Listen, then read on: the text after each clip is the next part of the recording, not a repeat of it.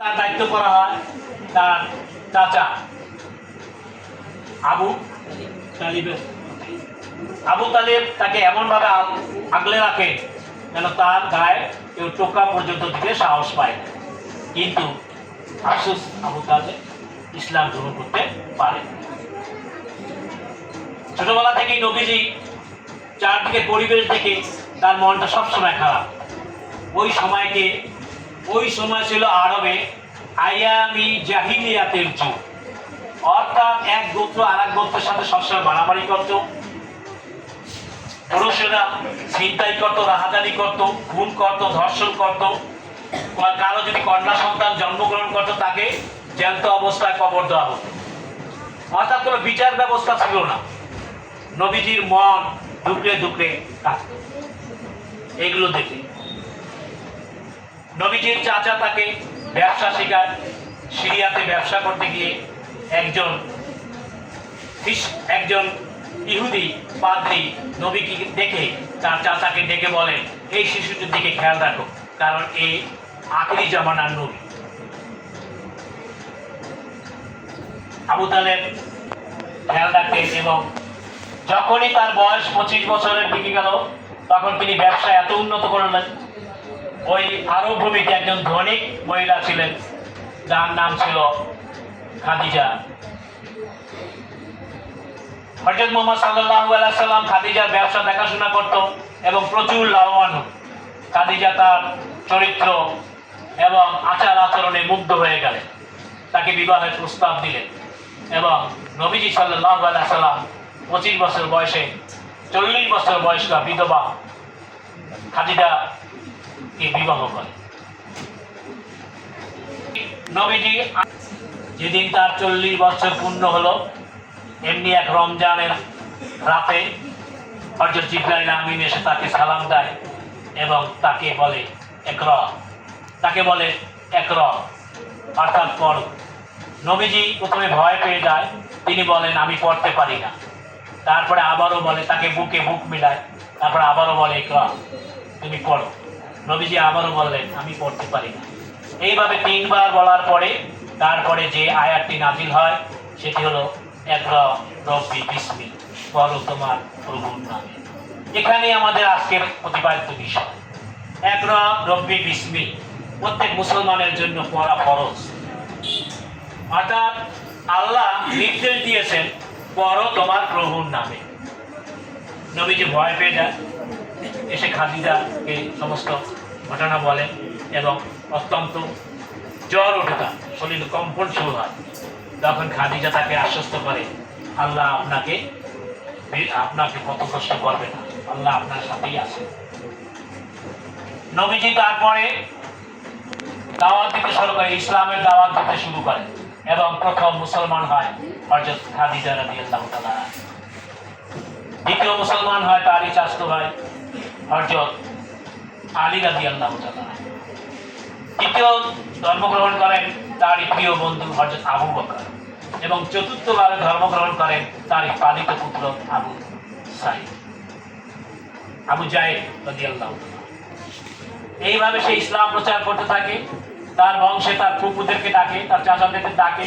একটি পাহাড়ের উপরে উঠে বলে, আমি যদি বলি যে এই পাহাড়ের পিছনে একদল দস্যু আছে, তোমরা কি বিশ্বাস করবে? সবাই হাত তুলে বলে হ্যাঁ। এইভাবে কয়েকবার বলার পরে বলছে, তোমরা যদি তোমাদের জাহান্নামের আযাব থেকে মুক্তি পেতে চাও, জাহান্নাম থেকে মুক্তি পেতে চাও, তাহলে তোমরা ইসলাম ধর্ম গ্রহণ করো।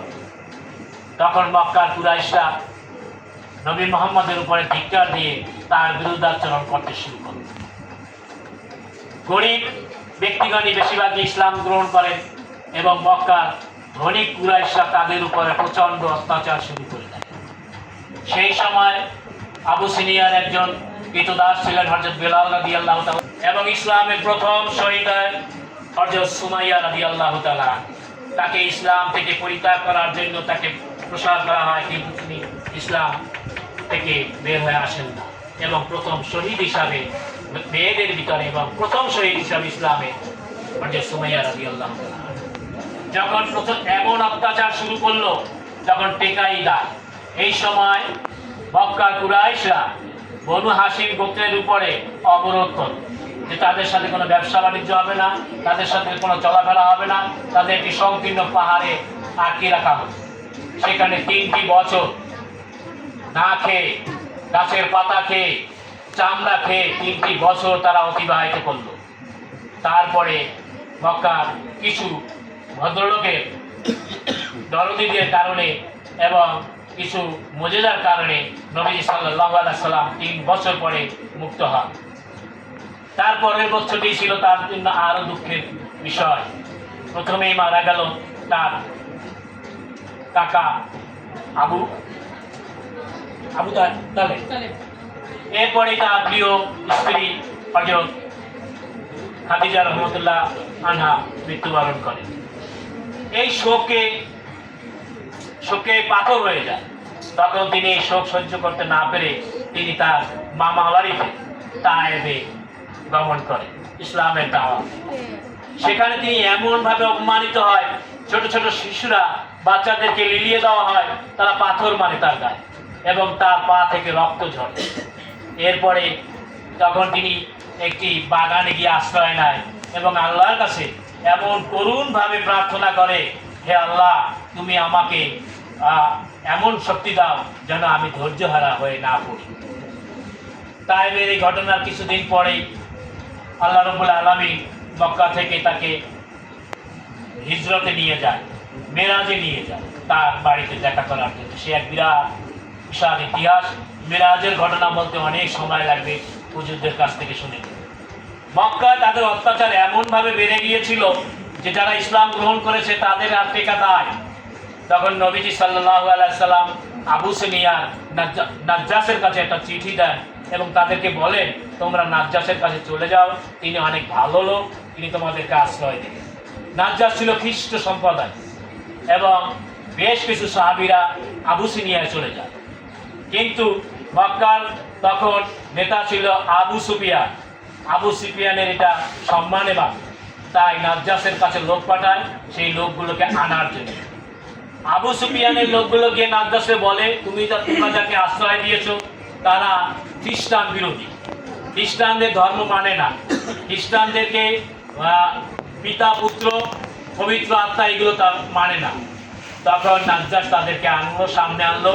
তখন নাজ্জাশ জিজ্ঞাসা করলো, আমাদের ঈসা মসীহ সম্পর্কে তোমাদের ধারণা কি? তখন সেই সাহাবীরা মরিয়ম সূরাটা যখন পাঠ করলো, নাজ্জাশের চোখ থেকে পানি বের হয়ে আসলো যে এটা সত্যি ঘটনা। তখন আবু সুফিয়ানের লোকদেরকে বলল, তোমরা চলে যাও, ওনারা যতদিন আছে এখানে সুস্থভাবে থাকবে, সুন্দরভাবে থাকবে। সেই নাজ্জাশ তাদেরকে আশ্রয় দেয়। নবীজি সাল্লাল্লাহু আলাইহি সাল্লাম বুঝতে পারছে তার আর মক্কায় থাকা সম্ভব না।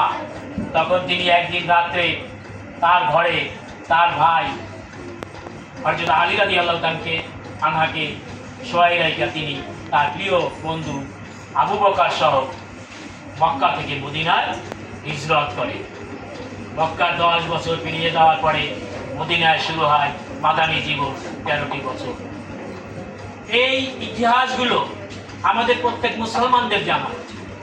শুধু নামাজ, রোজা, হজ, যাকাত এগুলো শিখবে, কিন্তু তার জীবনে স্ট্রাগল লাইফ, ছোট বড় 23টি যুদ্ধে অংশগ্রহণ করেছে নবীজি সাল্লাল্লাহু আলাইহি ওয়াসাল্লাম।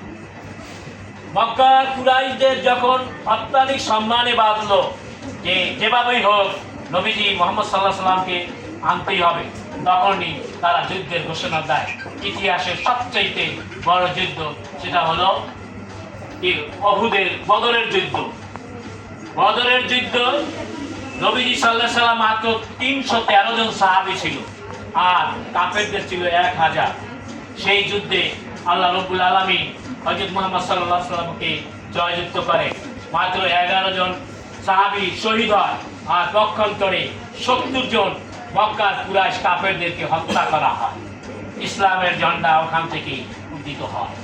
এরপরে ছোট বড় 23টি যুদ্ধে তার জীবন অবস্থায় সে অংশগ্রহণ করে। অবশেষে নবীজি সাল্লাল্লাহু আলাইহি সাল্লাম 610 হিজরিতে 63 বছর বয়সে 11 দিন অসুস্থ অবস্থায় থাকার পরে এইগুলো ত্যাগ করে আমাদেরকে রেখে যান এক বিশাল আদর্শ। আজও আমরা সেই আদর্শে অনুপ্রাণিত হয়ে তার ধর্মের উপরে আছি, যিনি আমাদের সাফায়াতের কান্ডারি। আমরা তার নাম শুনলেই সাল্লাল্লাহু আলাইহি সাল্লাম বলে দুরূদ পাঠ করব। আমি আমার সংক্ষিপ্ত আলোচনা এখানেই শেষ করলাম। নবীজির জীবনী দুই একদিন আলোচনা করলেও শেষ হবে না। খুব সংক্ষেপে আমি বললাম, তোমরা নবীজির ইতিহাসগুলো সুন্দরভাবে ইতিহাসগুলো আগে শিখবে, তারপরে তোমরা তোমাদের করণীয় যেগুলো কাজ মুসলমানদের জন্য লেখাপড়া করা খরচ, এই প্রত্যাশা রেখে আমি